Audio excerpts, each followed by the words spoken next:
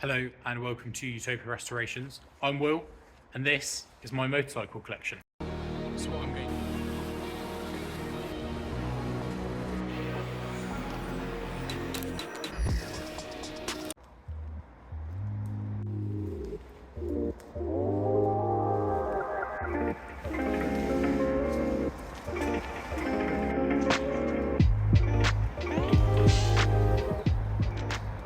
Now, whilst we've got a lot of bikes here, I can't actually take credit for all of them, as not all of them are mine. Some of these bikes, particularly these ones here, are in full commission. So these ones are up for sale with us. If you are interested and want to know more details about these 3 and 4 fabulous bikes, drop me a message on Instagram or through our website, and I can tell you a bit more about them and explain them.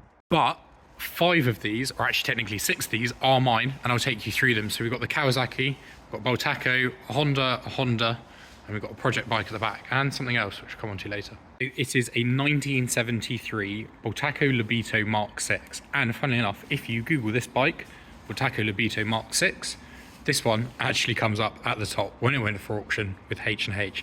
I didn't buy it from H&H, the previous owner did, and I've got it. But a cool little bit of history, you can find it at the top of Google. Let's start with what is technically my first bike. Now, this is off the top of my head, so let's try and see if I can remember all of it. It is a Mark 6 Bultaco Libido. It's an interesting one as it's only actually 75cc. So I remember, if correctly, these are sort of 78 bikes, maybe a bit earlier. And what I always loved about them is somebody else got me into Bultacos to start with. They're quite a weird and interesting band. If you don't know a lot about them, they're Spanish, sort of think Ossa, Montesa, Fantec, all of those, all sort of have heritage that's linked to Bultacos.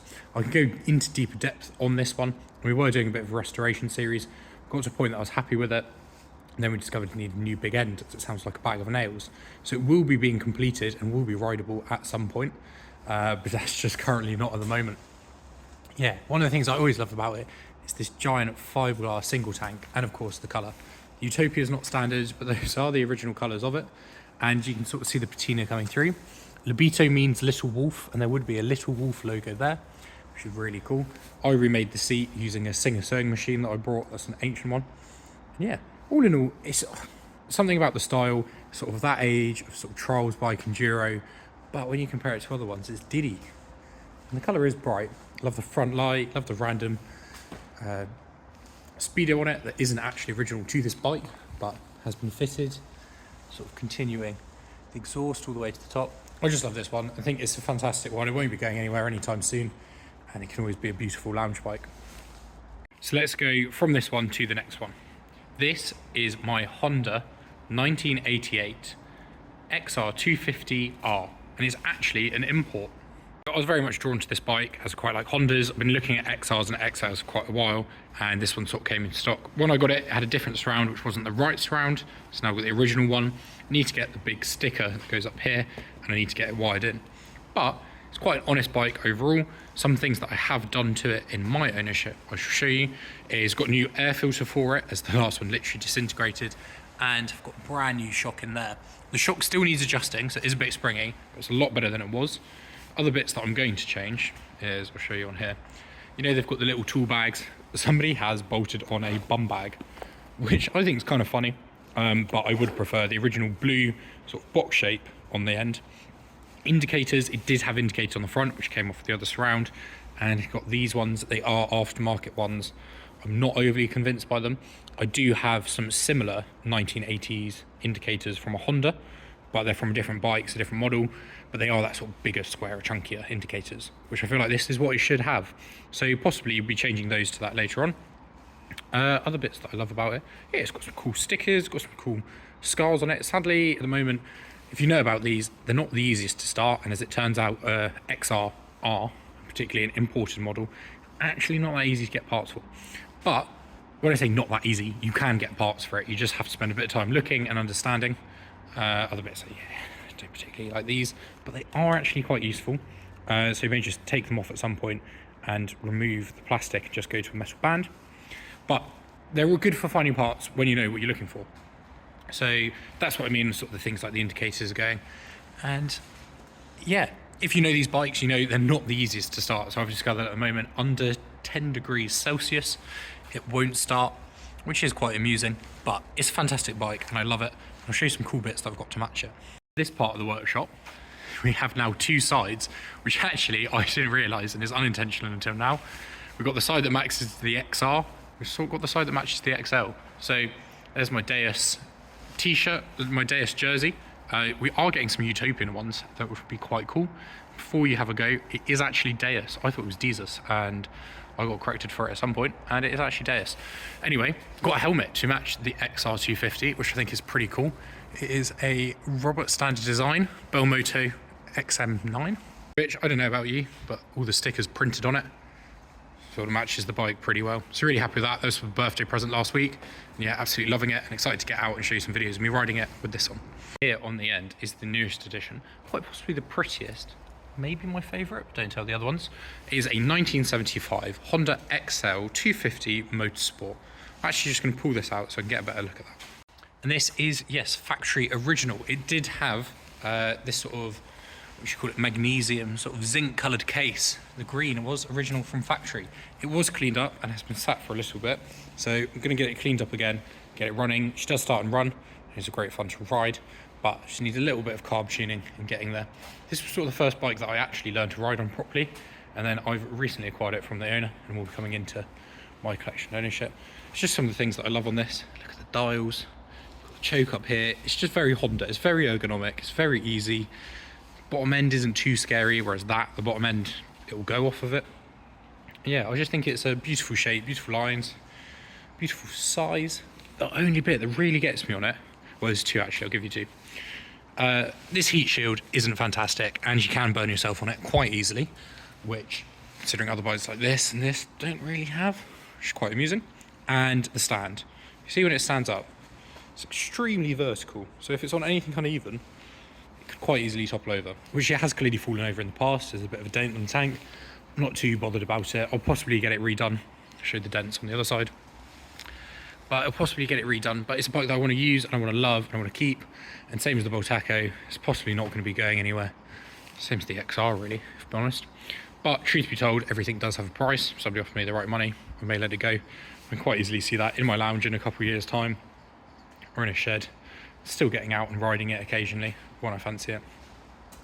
I don't know, correct me if I'm wrong, I sort of feel it's quite a sort of Land Rover design, you know, big headlights, big indicators, made for off-road, can be comfortably driven on-road. You could take it down a green lane if you really wanted to.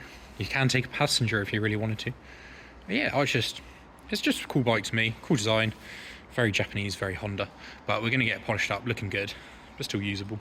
Potentially some more knobbly tyres, but I quite like them, you know. We've got that one that's a bit more extreme, this one that's a bit more refined. And they're interesting that this is sort of the road-going version, the XL, whereas the XR is the extreme off-road. And it's just interesting to see the progression, a bit like the Land Rovers. I've got the Series Land Rover and we've got the Defender. You can sort of see the progression between the two. On to the fourth bike that is in the collection. This is a Kawasaki GT750. This one is in mine and I do own it, but it is for sale. It was taken in as sort of a part exchange and is up for grabs. Currently, what it needs is an MOT on it and the carbs balancing. As you can see, we've got quite a few projects on at the moment and quite a few things here. So I do have to let something go, and it is the Kawasaki. If you are interested in it, drop me a message. I can give you much more details on it.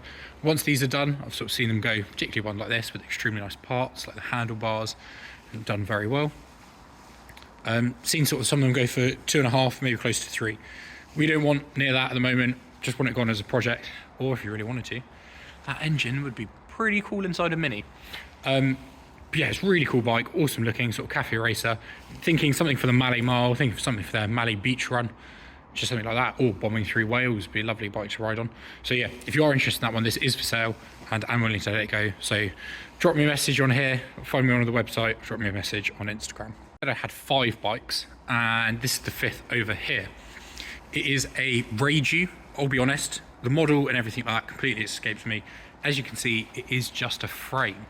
Added some plastics that we found from some other bikes, and it's nowhere near done. But as you can see in here, there's no fuel tank. And you can see here, there's no engine, and that is because it's going to be an electric bike. I thought I'd try this just for a bit of something different, a bit of something to run around on the fields. It did almost get there, but then unfortunately the cheap electrics blew, so we need to get some more electrics. It's on the back burner for the moment, but it definitely will be coming out for the summer. Something that's a bit different and a bit unique, and then we're looking at, can we do conversions on other bikes? So yeah, the Reiju will be coming along nicely. It currently runs on 48 volt with a battery and a motor, an inverter in it. But a lot of faff has gone into that. And technically I have 5. In reality, I technically have 6. This is a motorbike, and I will show you.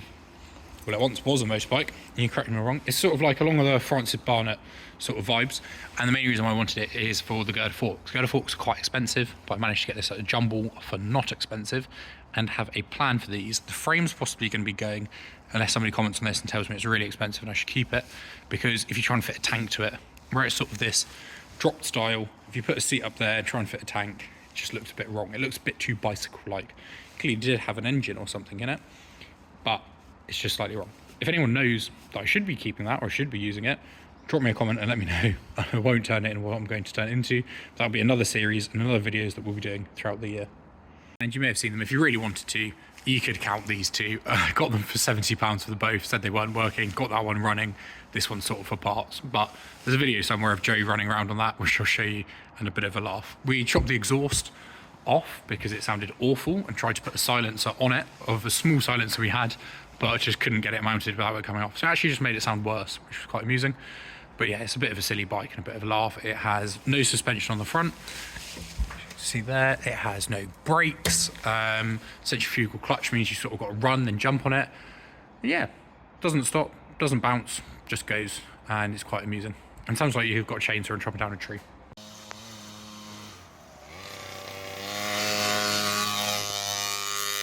So there you have it. These are all the bikes, all quite different, but I love them all, and a lot of them aren't going to be going anywhere anytime soon. Of course, if you make me the right offer.